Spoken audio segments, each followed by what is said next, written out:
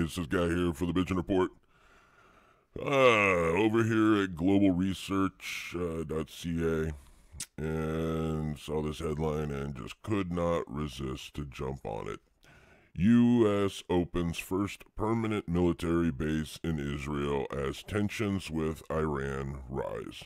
Okay, today's date, September 19th, 2017, and I have heard nothing about tensions with Iran rising.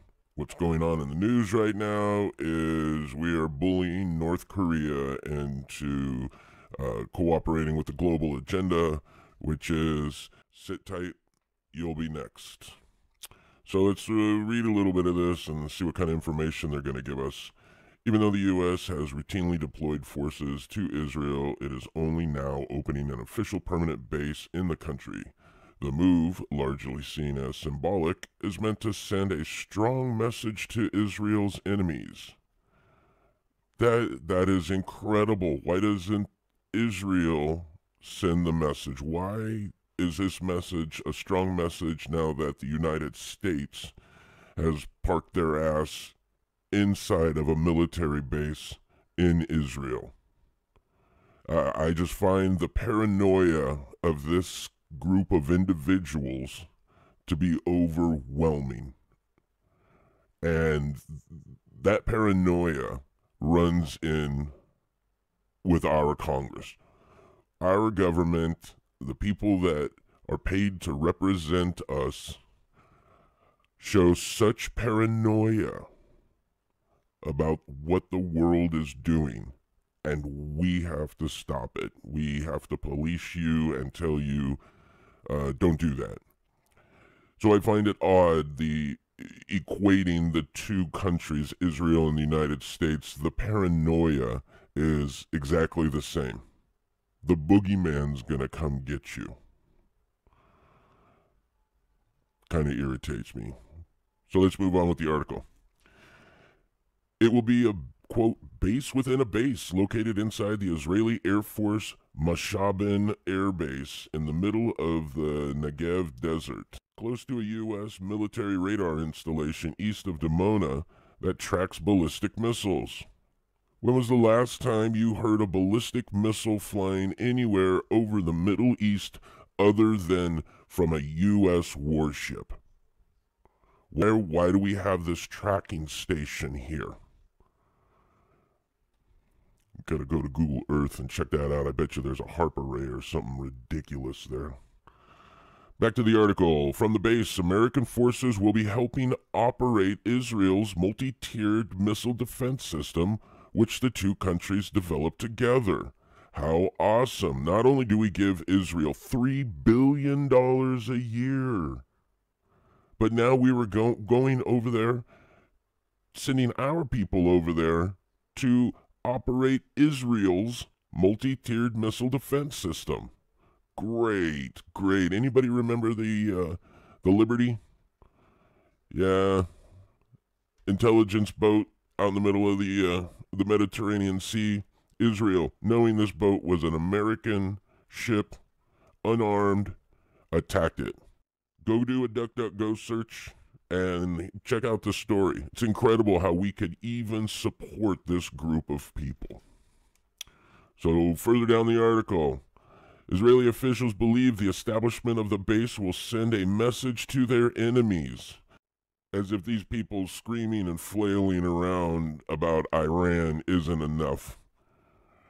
Quote, it's a message that says Israel is better prepared. It's a message that says Israel is improving the response to threats. Commander of Israel's Air Defense says. In a speech, General John Gronsky, Deputy Commander of U.S. Army National Guard in Europe, said the base, quote, symbolizes the strong bond that exists between the United States and Israel. That's incredible. U.S. Army National Guard in Europe. So U.S. National Guard is in Europe, guarding Europe, and your tax dollars pay for this. Your tax dollars give Israel $3 billion to spend as they wish. What do they spend it on? Yeah, they buy weapons from the United States. Its opening, back to the article, its opening coincides with Israel's renewed push for the Trump administration to cancel what Israeli Prime Minister Netanyahu called, quote, terrible nuclear deal with Iran, whom Israel considers its biggest enemy. How is that? How is Israel its biggest enemy? I don't understand. Back to the article.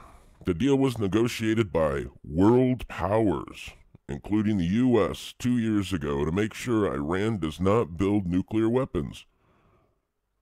That's incredible. That's a interesting way of putting it. Negotiated by world powers. Makes it sound kind of official, like there's a group of people that control everything. Oh, yeah, that's right.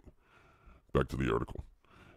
The UN's nuclear watchdog, the International Atomic Energy Agency, last week certified that Iran complied with the agreement. So what's the Israelis so afraid of? What is Netanyahu so paranoid about? I guarantee, if Iran was being belligerent, it would be all over the news. Not going to go into who owns the news and Hollywood and all of that in the United States. You could find other conspiracy videos on that. The comparisons are incredible. The ties between what goes on in this country and a group of people from another country is glaring.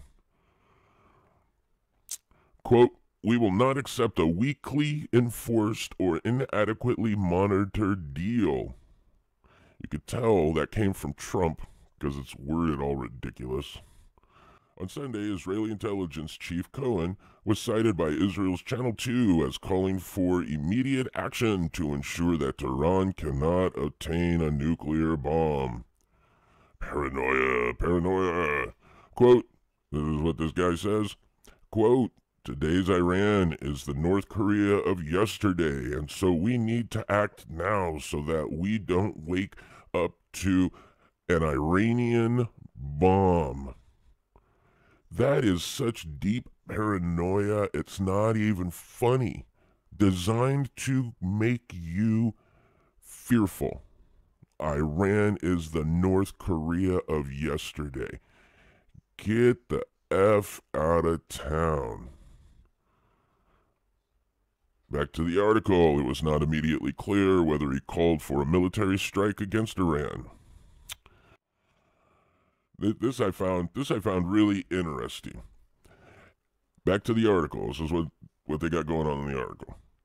Israel's multi-tiered defense system includes the Arrow, designed to intercept long-range ballistic missiles, the kind that Iran has, the Iron Dome, which defends against short-range rockets that were fired by Palestinian groups from the Gaza Strip, as well as David's Sling, which is designed to counter the type of medium-range missiles possessed by Iranian-backed Hezbollah militants.